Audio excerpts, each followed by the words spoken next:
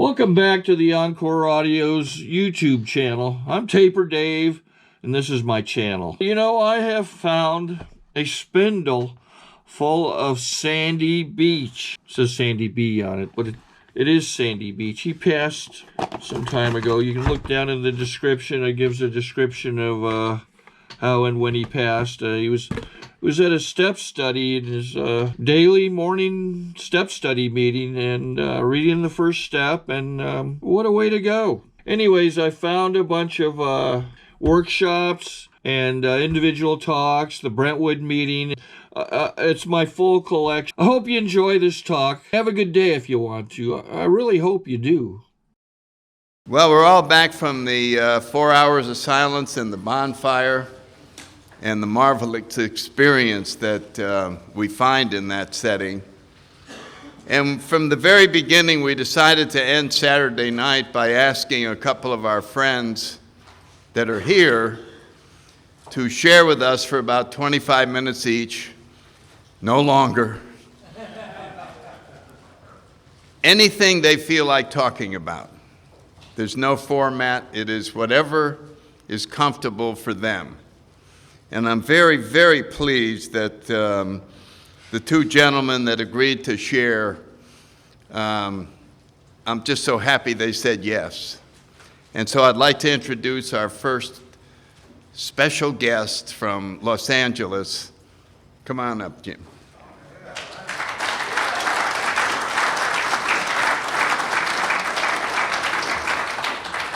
Thank you, Sandy. I'm Jim from Los Angeles. It's funny. It's been great. This is just outstanding. That was yet another example. And thank you, Sandy, for putting this on every year. And thank you for everybody from Far Corners that goes out of their way and works so hard all year for this. This is just great to be with a bunch of men who do this work. This really have this need to get closer and try harder and really. You have a good time doing it too. It's funny, I see the humor, because that silence was really great for me, because again, I was reminded that, I spent a lot of time talking in my head, as well as to other people, and how I use words to separate myself from other people, or to try to classify my experience as it's going on. And to get quiet like that is really, it's just like, it's a way of just, you've all experienced it. But what came to me this time was like how I can really pay attention, like when I can really pay attention to what's going on around me. And I've heard somewhere this year something that I've been trying to put into practice, which is another definition of love is attention. You pay attention to something, really, that's a sign of love, and also helps me when I'm around people and I'm trying to get out of my own head, is to try to pay attention to what they're saying, which is not easy for me. Just to show you what a spiritual giant I am. I was, when I came here, I was very excited, of course, and when I came in, I saw that I was in the pool house, so I said to Chris, I said, I'm going to say this one thing, and then I'm just going to let it go. But do you think that you could put me in one of those cabins like I was in last year? And, we saw everything that went on with the logistics, and he's like, man, come on, look at this, really? And he didn't say it was much nicer than that. And I said, I shouldn't have even asked, and that's classic. Thing with me in my spiritual experience. I really think that I can control and enjoy my experience at the same time. And of course, I give it afterwards, because I love the pool house now. That's my new, I love that. It's air conditioned for one thing. That's a secret, but it's great. It's really, really comfortable in there. And it shows me once again, like the reason why I want to do is because last year I had a great experience there. So I constantly find myself in my search to get closer to God. I'm constantly hampered by my idea of what I think God or my experience should be. And I've never had a problem with the idea of a God per se. Like I've never been an atheist in my life. Both my parents came from very highly rigid religious backgrounds that they both gave up when they came together, and my dad told me I could stop going to church because he didn't go to church. I could stop going to the church that they had kind of agreed on when I was 7, so I didn't go again. And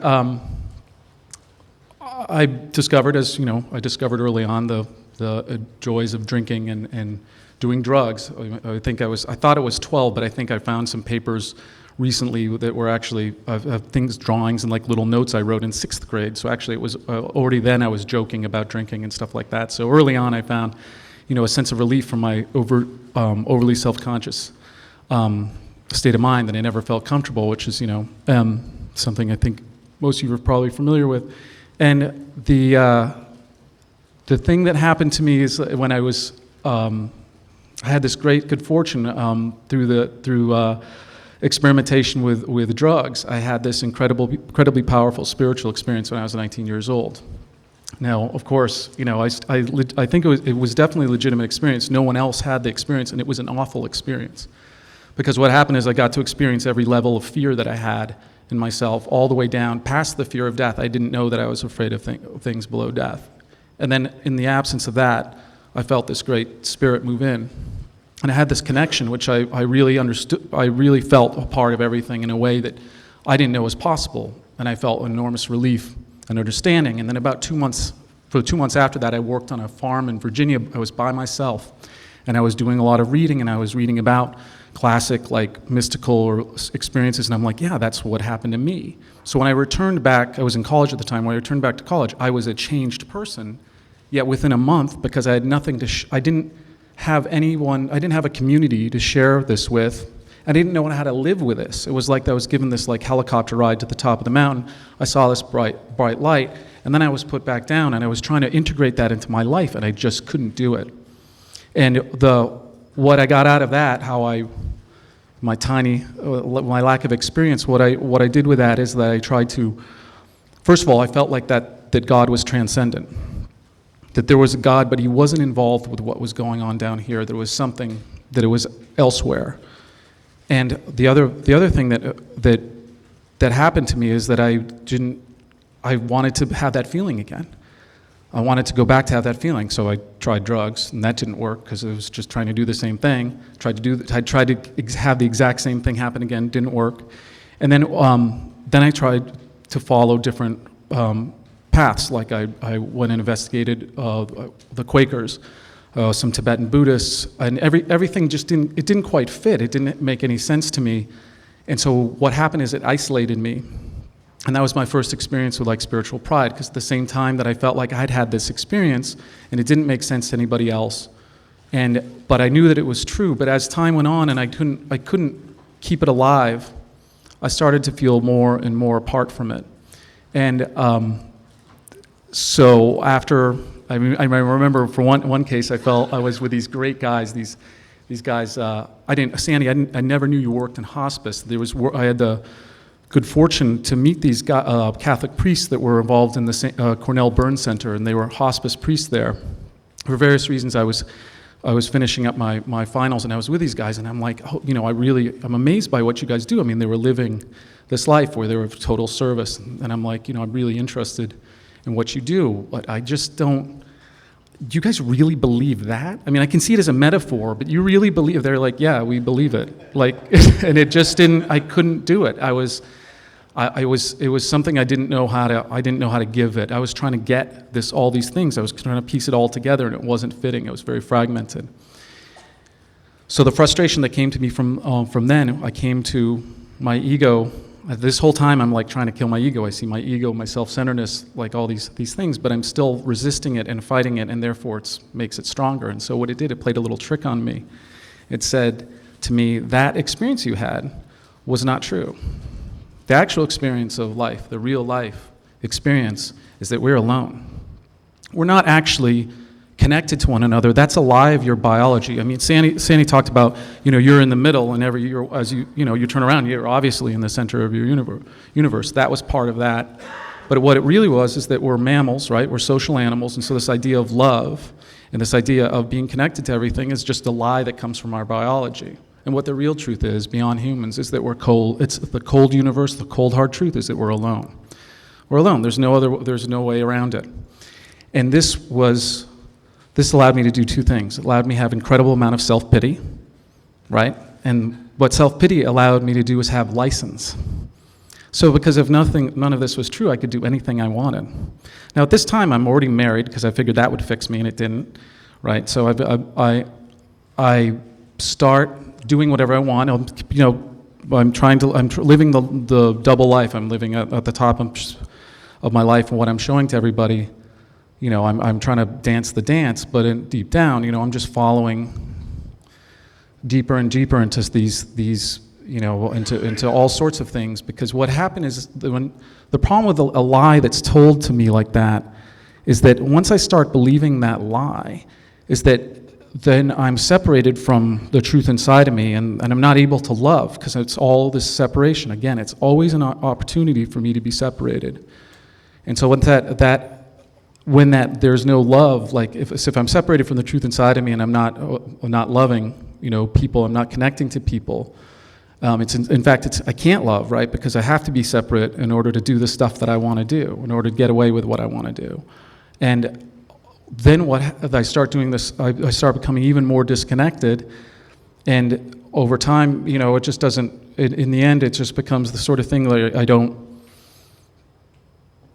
I've got this situation where I can't possibly get myself out of. I've done this little trick of, the trap that I can't get myself out of.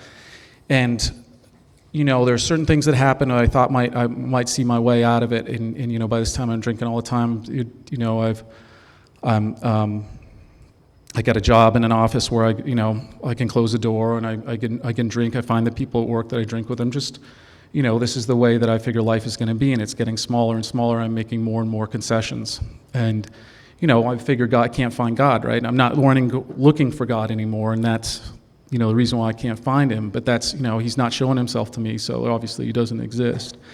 And things happen that show me that God's alive in my life. And for instance, one of them was the birth of my daughter. And when she came, I was there, and I was blown away by this amazing experience. And I thought, wow, I can, I'm no longer a predator. I'm now going to be a protector of this little baby. And I thought that was going to change me. But she was born on St. Patrick's Day. So I said I wasn't going to drink, but it's St. Patrick's Day, and what do? You celebrate, the birth, and pretty soon I'm drunk, and my wife's like, you're not here for me, and I'm like, yeah, well, but this is how you celebrate, and that's not how she celebrated. And it went on, continued on like this until I finally admitted to my doctor that I was drinking a lot because there was liver damage, that showed that I was drinking a lot. I could no longer lie and say, he's like, well, I don't understand. If you're only drinking like a drink or two a week, how come these levels? And I'm like, all right, I'm drinking all the time and I can't stop. And he said, well, why don't you try AA? And a lot of people, there were people in my life I made friends with in AA, and they said, why don't you try the steps? And I had the great good fortune when I came to AA, I met a man who I got along with. I met him through my child's daycare, and he said to me, he said to me, oh, how do you feel about the idea of God? And it was because when I was looking for God, I was always trying to do it as knowledge. Like I wanted to read about different spiritual traditions. I wanted to add all this stuff on. I wanted to know it. I wanted to kind of classify it and know it. And once I had it all together, then maybe I could, maybe then I could take a step towards it. But now I had to be all prepared for it, apparently.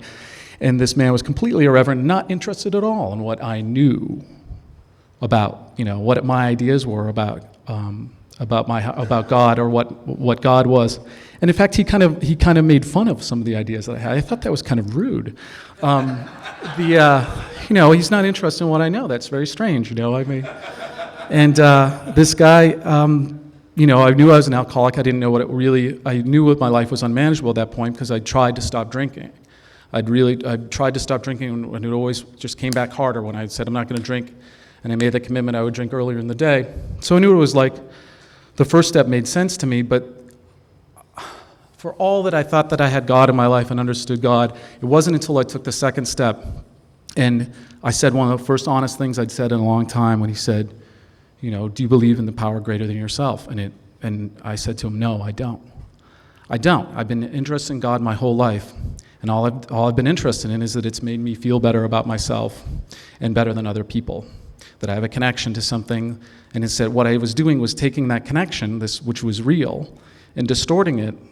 And so I didn't really believe it was larger than myself. I was using it to try to inflate myself, which has been, in saying that to him, I never realized that until he asked me that straight question in the second step.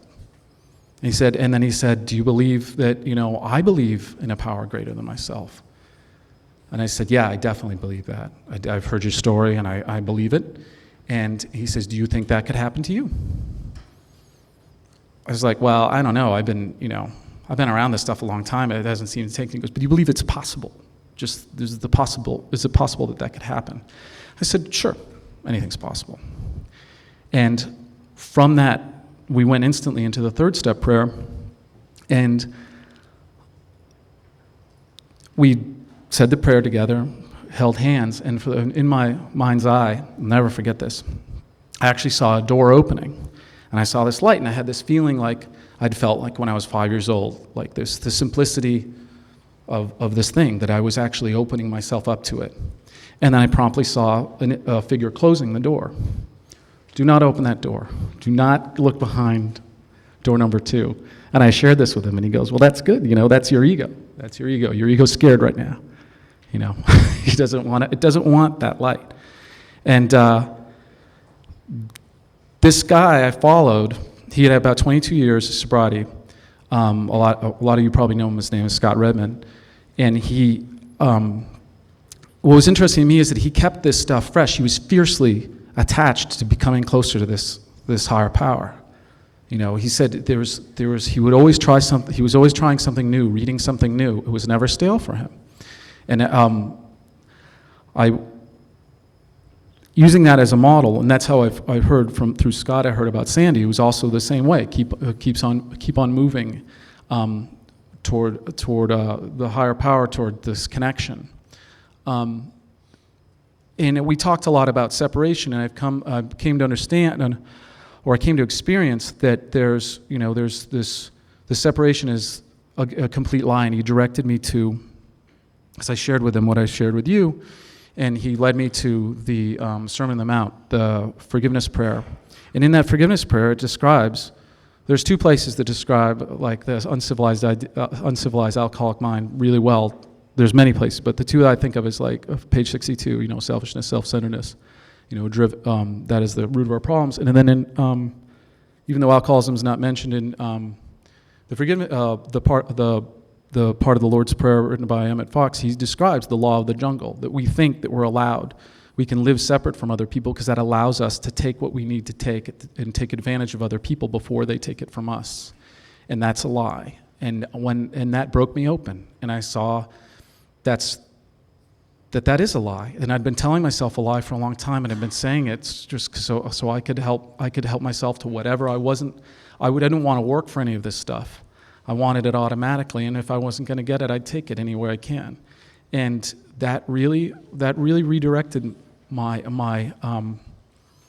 connection there. I knew that connection was powerful, and so for the first time, and I experienced it tonight too, from then until now, I've experienced the fact that there's people that have suffered and have the same kind of strange mental twist that I have, this kind of suffer from the selfishness and self-centeredness, and that they're willing to spend their lives to get closer to their higher power, so they don't have to live like that anymore. Because the pain and the lack of power, the pain from having that kind of lack of power is unbearable. And the thing that we use, there's this kind of separation is interesting though, because it's hard for me, even though the first thing I have to stop doing is stop playing God. I find that even after time, I still find ways to work in ways of playing God. And if I'm really, it's really helpful. Working with sponsor has been really helpful. Working with sponsees has been even more helpful, in that regard of trying to, really trying to allow people the dignity of their own experience and not trying to control, what they're experiencing or tell them what they're experiencing. One other thing that's happened too is that I have a tendency to become awake, like I'll have these realizations, and then I'll slowly drift off and fall asleep again, and that's why it's important for me to keep on coming to a place like this and keep on reading and try to keep that stuff awake, because I have a tendency to old ideas. I've got to figure it out. Things are working well, and I've got it figured out. I have no idea. I mean, my idea of God has completely changed, and it changes all the time. And the problem is that I'm desperate. I forget that this more is going to be revealed, right? That it's the revelation. I have the revelation, and then I try to classify it and label it and try to figure it out in a ritual and make a technique so I can continue to experience it in the way that I had experienced it, as opposed to keeping it alive and new all the time. Sorry to interrupt your viewing. Taper Dave here. Just wanted to take a second to ask you to like and subscribe to my channel. Let me know if you like what you're listening. I've got some very good talks here, and this one's a great one. Just curious, do you think this is better than Zoom? Tell me what you think. And we were talking a lot about old ideas so far this weekend, and a lot of the ideas, meditation has allowed me to see a lot of these ideas that I have about myself and about other people, and I don't even know where these ideas come from a lot of the time. I've spent so much time believing in them, but they're not even. I hear like a kid I grew up with. That idea came from my brother, or that idea that was never my idea. It's just something that I've taken in and kind of said, oh, that works, and all of it. I find myself repeating it, and why do I believe that? The duality thing is fascinating. This kind of separation. The joke is the opposite of duality is duality. But the problem that happens is that why can't I? So I start asking myself questions in my meditation and in contemplation. Why do I have this complete unconditional love for my daughter, but why am I restricting that from other people? Is it because it's my daughter? Is my the key thing there? Why can't I know that we're connected? Why do I constantly have these things where I'm oh, well, this is a little better than that, and I'm going to put this over here, and I'm going to put this on a pedestal, and why do I constantly search? I find myself doing that almost reflexively, and it's kind of it's kind of entertaining. I mean, once I can see this stuff happening, it's really for a while it really bothered me that I know I've had this experience of what it's like, to be connected, and yet why don't I do that all the time? And then I would turn that around to beat myself up. Well, you really shouldn't, you know better than that. You should definitely, try to, you're definitely you're not doing this right. You've got, if you're, and then I would turn that all into about myself again, that I'm the problem, that I can't just, laugh at it, that this is, I'm not supposed to be able to figure this all out. I can't. My mind is not, I can't possibly conceive of it. I can only experience it. Allowing, it was first important for me to allow other people, my sponsees, the dignity of their own experience. But then, it's important to allow myself the dignity of my experience too, to kind of have, to kind of trust in the experience of, and, I constantly remind myself every morning I can't play God and trust in God at the same time, and I'm trying to look at more ways of just of trying to let go and let God, into my heart, as opposed to trying to figure out how it works, instead of just going with what I've experienced and sharing it with other people. It's funny, the ego. One thing that I was really, for a long time, I really thought my ego was my problem, and I've come through listening to people such as Sandy. I really think of it, the ego is just another storyteller. It was something that was really helpful, because I thought, if God is everything, then how does that explain my ego? Isn't my ego part of God? Well, the ego is just another storyteller. And I read this thing recently about immunology. They were talking about how there's a higher incidence of allergies now. And they're trying to explain why, there's people are more and more allergic to things more than they ever have been, the whole peanut allergy. And these scientists did this experiment down in Venezuela, and they did a comparison of people that had, who were wealthy and had a great standard of living, and they compared them all. Then they compared the middle group, there was working class, and then the last group down in Venezuela, there were Indians. And they did a measure of parasites to allergies, and the Indians had no allergies, and they had 100% parasites. For instance, they were full of parasites. And then the middle group was like this, and then the wealthy people, they had almost no parasites, but they had all of this, they had all these allergies. And when I read that, I thought, well, that's interesting, because I think that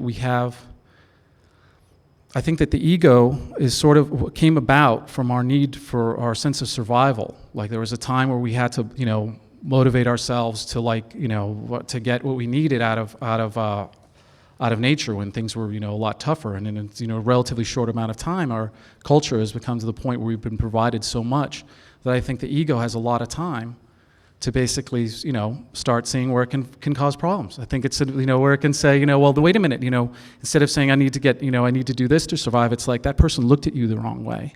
And then that suddenly, for me, becomes like a survival thing, So I think of that, like as we've had more, in my sobriety, the more and more, one thing I want to be conscious of, the more benefits and blessings that I've got from, I don't want to be spoiled by those blessings. I want to make sure that my ego is, I want to be aware of the fact that the ego is going to try to come in and distort some of this connection that I have with God. That the ego is going to come in and generate a lot of problems that aren't there. That in fact I have everything that I need now, and I just need to let go, and I need to keep working with other guys, and I need to keep asking for help over and over again, because my first experiences, as described earlier with God, is they were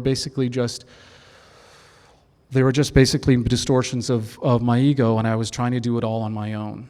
And there's nothing like being with a group of men that are trying to do this, trying to continually ask for help, trying to continually get closer to God, and to share this experience that they've had, to share this good news with other people. And I'm just tickled pink to be able to be part of this, and I never, first the 2 years ago when I first came here, I've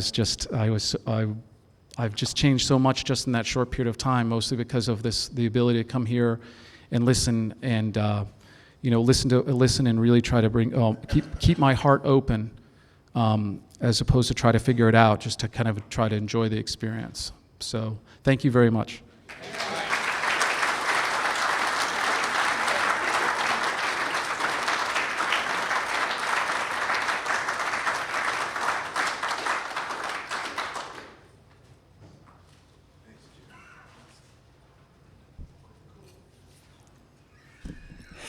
You made it, Jim. Thank you so much. And Jim reminded me of something. I want to share a spiritual moment before I call on our second gentleman. You mentioned hospice again. And this moment occurred a few years ago when our friend Keith Lewis passed away. Keith was a circuit speaker and a great sharer, and I sponsored him up in D.C. He was an ex-Marine. And he was in hospice up in Ocala, and several of us would go up there on a regular basis. So it was getting down to the very, very end. And I was there to witness the hospice people. I have so much respect for them. And what I witnessed was the hospice people turning Keith over and changing the linen. Now that doesn't sound like a big deal. But you should have seen the respect that they had. They had practiced this, where two of them would lift, the other two slid out the old. It had been practiced so many times that it looked like a ritual.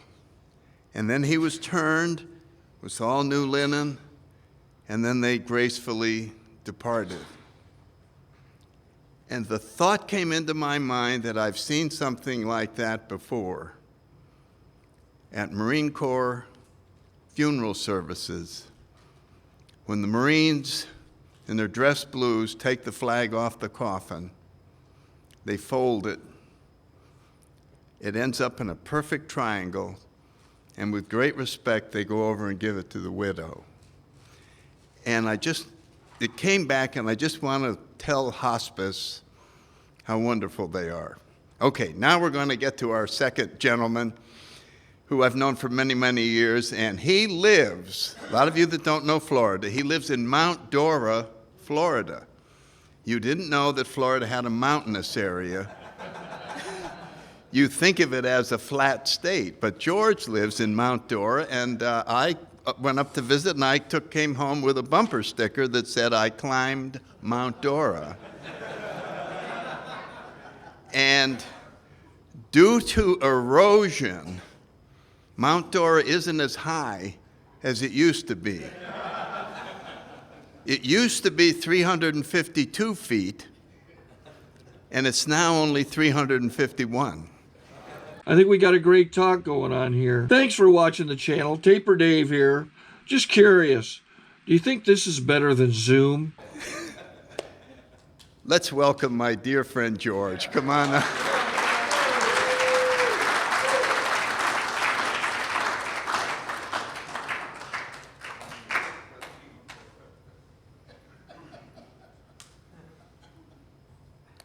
Hi, everyone. I'm George Dunn from Mount Dora, Florida. Mount Dora was billed as the highest place in the state, and consequently, all the zanies who are anticipating the end of days are nearby so that they can, be on the top when the big wave comes in. So it is, despite the sound of its name, it's an interesting spot to live. And I followed Sandy to Florida about a year after he moved down, and I got sober in D.C. And I was one of those that when I finally got a year, they paraded me around to speak all over the place. And I, of course, realized that they had noticed something truly exceptional in me. And down the road, I overheard somebody say, "Yeah, if that idiot can get..." That was a little spiritual awakening, or experience right there.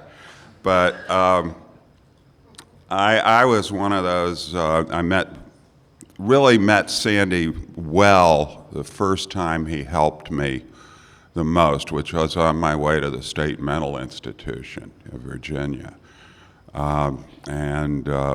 I had shorn off the whole passenger side of my car and screaming maniacally in a meeting. I was really out of my mind. I was a little nervous, and I tried to get to this meeting because I knew the safety and love was there. And I used drugs alcoholically, but alcohol was the love of my life. The drugs I used primarily, and I'll just mention this and stop, the drugs I used allowed me to stay drunker than a skunk for 4 days in a row without sleep, or to hopefully parachute to safety after one of these drugs. But so I was a tried and true alcoholic, and I believe that I was out of control from the very first drink. My life revolved around it. My decisions revolved around it. I wound up in the saloon business. Made perfect sense. Thrown out of college couple times. In the saloon business, owned a saloon where the worse you got, the better people liked you, which was a good environment for an alcoholic. We had one guy, Rudy the Pig, who was always worse than everyone, and so as long as Rudy was out there, we were all good. My day came, however, and I became that one. I've somehow lost touch with reality. I had no God in my life. I'd been sent away to a religious Catholic denominational boarding school where I had a very freaky experience with my priest faculty advisor. And at age 12, it just gave me the creeps really bad and soured me greatly toward religion and God. And as my drunken behavior continued, my separation from God and from everything good became greater. I had to abandon any sense of morality or any values or beliefs that I had earlier had because I needed new ones to explain my behaviors. and I moved further and further away. I got to the point where I was doing Gothic print like the monks did of F God, trying to make a statement like that. But that's where I was with God. And when the option to come to AA, I got intervened upon through a series of drunk drivings, and was sent to AA and reported back that, well, I don't believe in God, so I can't, it's not for me. And the reality was that I was terrified that there might be a God. And what would happen if he ever got his hands on me? So I didn't make it right away. It took a series of in and outs at the local nut ward, where I finally was banned. If you set fire to the nut ward, they want you out of there. So, but the state mental institution decided that they wanted me around for a while, and they called Mom with me sitting there, and this woman at the mental hospital told her she had to come up to Virginia and sign the papers that I had to spend the rest of my life there. And I'd had a little bit of AA via the drunk driving requirements. I begged my mom to get me out of there, and she did. And I turned to AA. This time I'd been through a 6-week phase of being chased by demons. The devil was trying to possess me, and that's where Sandy was at that meeting when the devil, I guess, almost caught me that night. My first night in there was in isolated confinement, and they moved me into general population where I screamed out I wanted to tear my eyes out of my head. And so they moved me into general population. First night there's a knife fight in the main hall where I am, and the next morning they called my mom. So it's the scariest time I've ever had in my life, and I knew that I had to have God.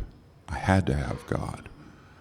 I had to change no matter what happened. And I realized that I would do anything. I burned rug burns onto my knees for the first 2 months. I just kept throwing myself on the floor.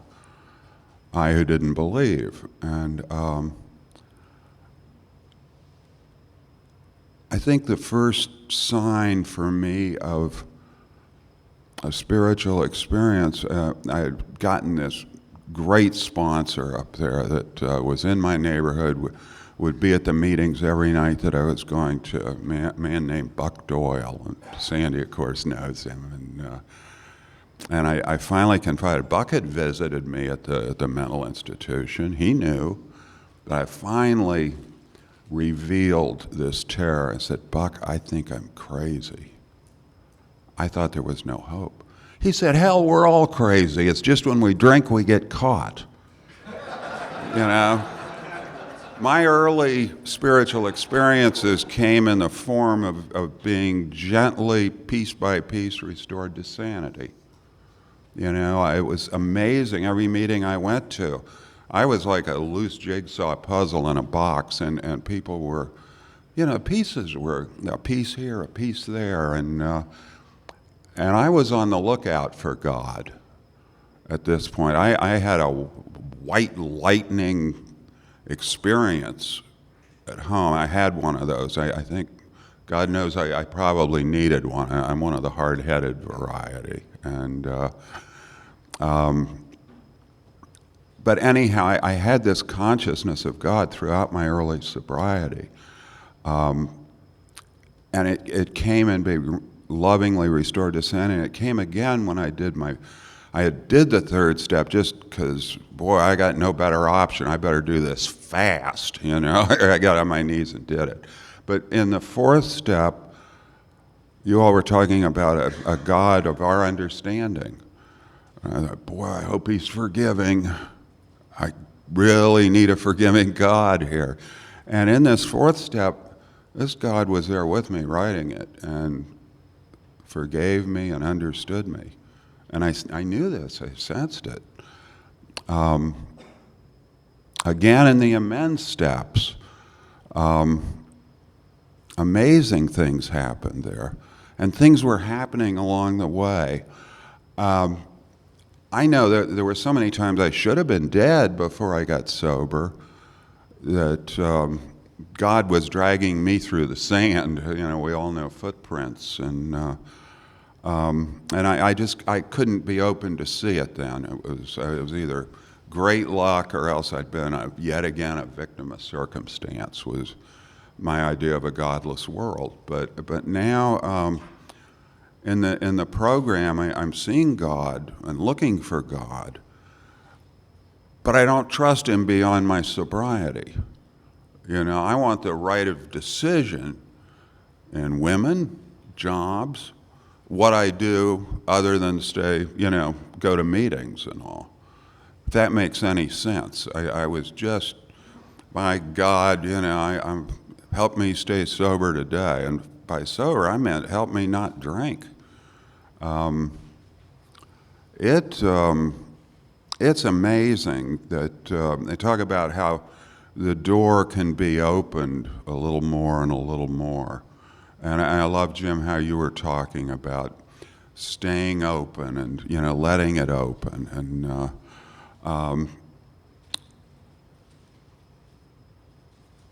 I came to this retreat for the first one, and I've come ever since.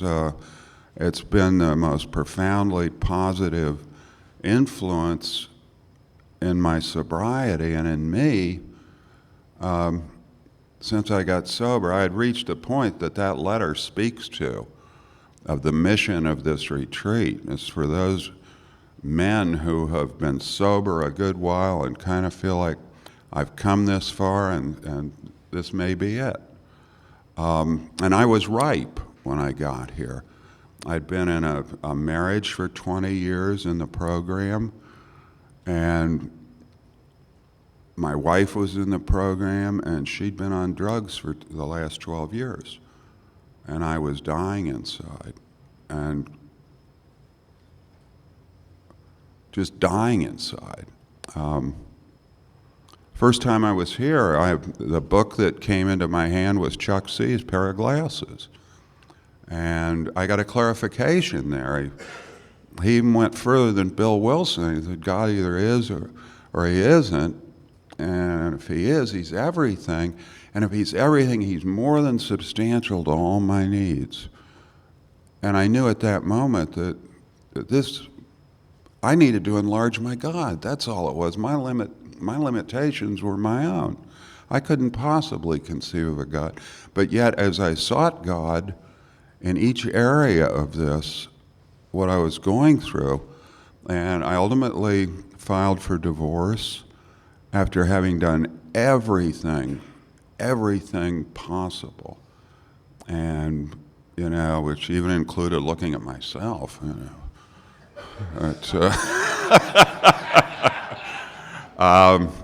You know, and realized that I had been playing God in this relationship. I'd tried 1,000 times in 100 different ways to get through to her, and I was breaking down physically and emotionally and spiritually, and had been. And we went off, we did every type of counseling, everything, so that when it was finally done, I had absolute clarity, and I was able through this program to treat her with respect and love and dignity. You know, not my style, said Casey, but it was, the program gave me this, a new way of looking at things, a new way of doing things. I think I'll give you a quick example of a spiritual experience I got. I believe God mostly works through other people. After the divorce, my first engagement was sort of a blast from the past, in that it was the old type of thing where I got quickly, immensely, deeply involved with a crazy Asian she-devil. It was very exciting, you know. And I'm talking to a friend of mine, and I'm like, whoa, this is, you know, beyond a bad jackpot.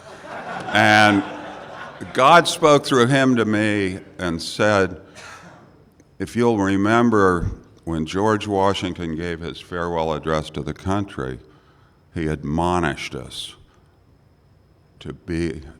to avoid foreign entanglement. And I was, thank you, God, you know. I can hear these now. I see them as from God. I had a wonderful spiritual experience when the nut ward that I was banned from, the head psychiatrist there continued to work with me for a while. And I said to him, what about AA? It works. And he said, not for you. And scared me because, you know, I didn't see much in the way of chances. But I reeled out of his office, and a church across the street beckoned me in, where there was a minister just happened to be right there who was willing to talk to me. And he convinced me to put all my eggs in the AA basket, you know, and so off I went. But after I'm sober 3 years, I'm respectable. I've got a good job, I have a good title, I'm wearing a suit, and as a favor, I was asked to close a contract on a good real estate deal, even though I wasn't dealing in that area, but it was for a friend. And as the group of sellers came in after the negotiations were complete, I recognized this gentleman, but didn't know quite from where, just that we knew each other, you know, that feeling. And he looked at me in the same way. And at the end of him being the final signer of the contract, I realized this is the head psychiatrist from the nut ward. And right below that, I've already signed my name. And the look on his face, I think he thought I was impersonating, you know. But I waited the next day till 10 minutes of the hour and called him, and he took the call immediately. And we talked about how AA works miracles in people's lives. So I wonder, was that whole run at that nut ward so that God could tell him AA works miracles in people's lives? You know? It is a new pair of glasses, isn't it? He was right.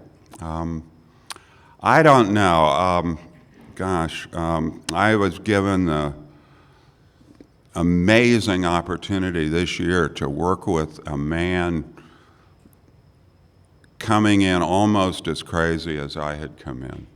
He was, in addition, a PhD, an MD, a university professor, everything but a lawyer, you know, in terms of degree of difficulty. And this man got a year, and I got to learn love and patience and tolerance as Buck and Sandy did with me. Probably, I don't know, you know, how that happens, but I just felt a big full circle with that. It was when he got a year, everybody came up and congratulated me. You know, but this retreat has brought so much vitality into my AA. My God, my connectedness with the groups and with men especially, and a real renewed love of the program and a much deeper love of my God. God, you know, when we play Amazing Grace out here, and I think of the second line, that saved a wretch like me. And a lot of people object to having to refer to themselves as wretches, but I have no problem with that. And I get goosebumps every time I hear it. I know that the tapes from this retreat have brought it back and given me the opportunity to really hear it almost for the first time. And I listened to them over the years and spread them out to everybody I can. And the great thing is with the spirit of rotation is that I'll still be able to get tapes and be here in spirit and think of you all next year. And it's wonderful. Sandy, thank you. Thank you. Love you. Thanks.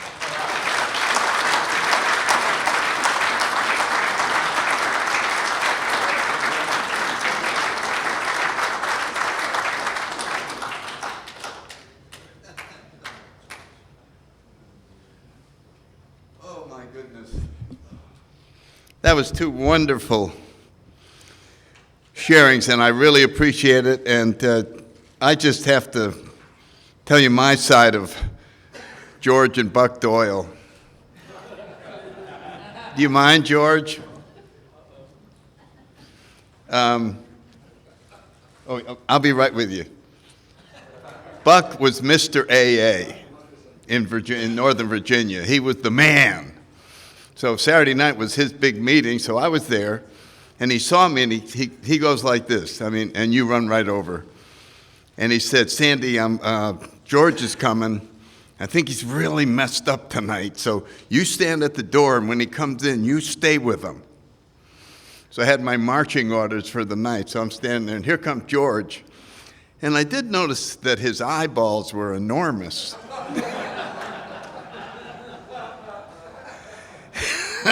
And I went, George, yeah, come on. And he's going, they're after me. And I'm going, who? This crazy woman, they're trying to get me. They're trying to drive me crazy. I was coming down Shirley Highway, and they're chasing me. I think we bumped their car, and we came out, and I said, you think you bumped their car?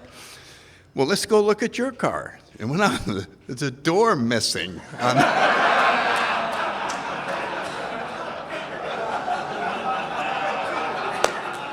And I go, yeah, you did bump there, George. And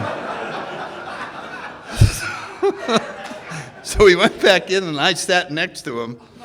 And it kind of went through the whole meeting. And then after the meeting, Buck is trying to find somebody that George can stay with that night. And I think Buck had something arranged the next day, but Buck was tied up and couldn't do it. And he's calling in people he sponsors. And he's going, Jerry, come here. I need you to have George. And they'd look at George and they go, oh, I'm going to be out of town, Buck. I won't be able to. And everybody said no. Finally, Buck got this guy who was kind of a meat guy, probably about 50 years old. He seemed old to me then. And he had an older girlfriend, and the two of them are standing there. And Buck has really got him by the tie, and he's going, look, I got to get to him, I helped you. And so finally the guy goes, all right, okay.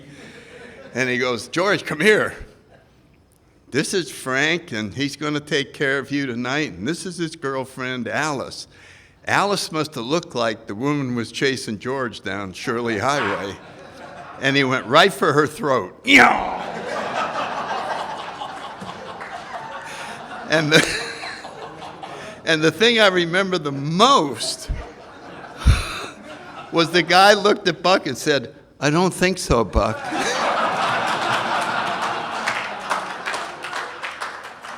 So have a good day if you want to. Thanks for listening. Okay, this is how I prepare my drone for launching. I like to do it inside the cab of my truck so I'm not standing outside in the weather.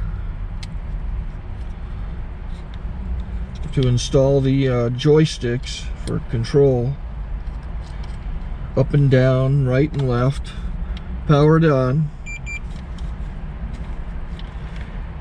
I have an Android phone that I use to connect it to the drone with. And it's actually controlled through the iPhone, through an app. Oops, wrong way. It's actually controlled through the iPhone, or through this Android phone, through the app. It's actually controlled through the Android phone, through an app, and you connect it through this short connection right here.